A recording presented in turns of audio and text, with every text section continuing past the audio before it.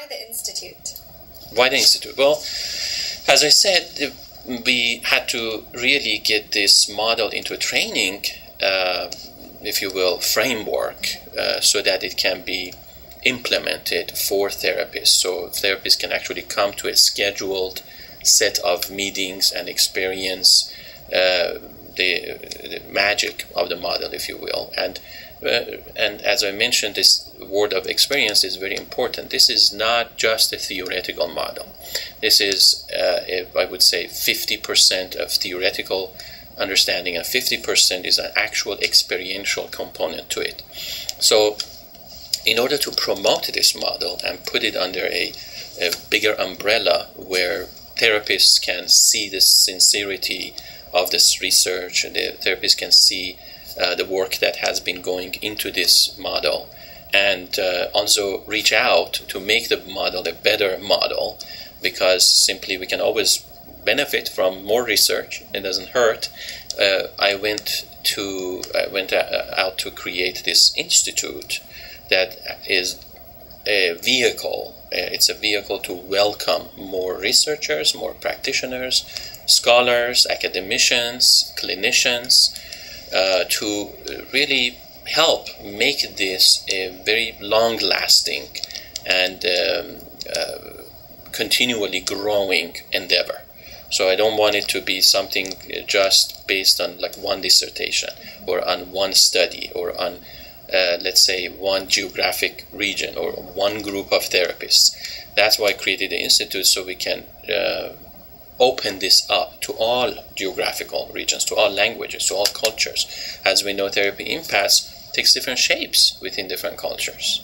There are, especially when it comes down to cultural differences. For instance, if we have a therapist from one culture and a client from another culture, then you have this compounded effect of all kinds of layers that are occurring at the same time that may lead to even more therapy impasse or more difficulty or complexity. So if we don't open it up, it just becomes like one research project.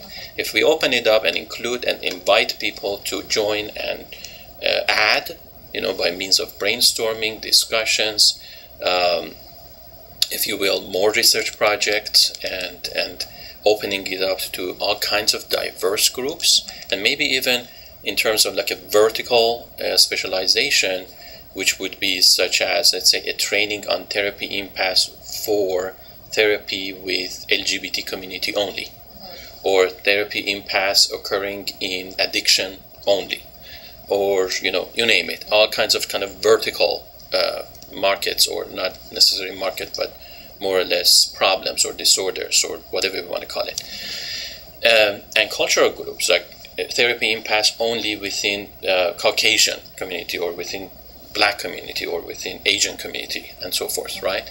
Then we can really get somewhere with this. We can get hundreds of thousands of ideas and hundreds of thousands of people joining hands and making this a worthwhile endeavor. Okay.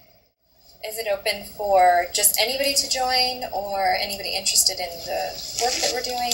Basically, the way I look at it is anybody who is a professional, meaning including students and learners of the field of psychology, clinical and counseling, forensic psychology, and both, trainees, interns, as well as licensed clinicians, pre-licensed, post-licensed clinicians who are simply interested in understanding this, either for themselves. They may be trainees, interns, or clinicians who say, I have noticed these symptoms. I didn't know they all have to do with therapy impasse, and now I know, and I would love to know more about it because it helps me as a clinician or as an intern to be more effective with my clients.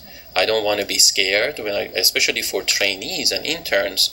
They're anticipating some kind of a failure, before they even go into a place, a clinic or private setting or agency. They are fearful. They are anxious, in terms of what is going to happen. Am I going to fail? How am I going to make sure that I'm effective?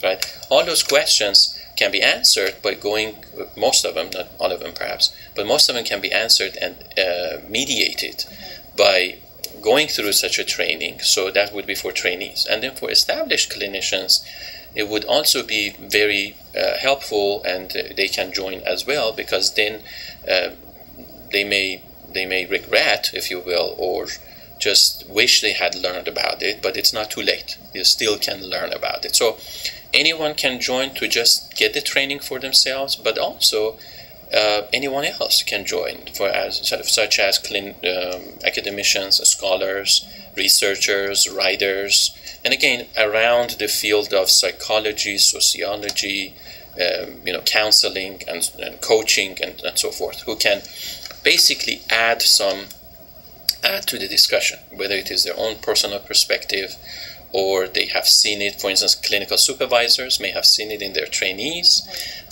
site supervisors who have seen it at the site-wide,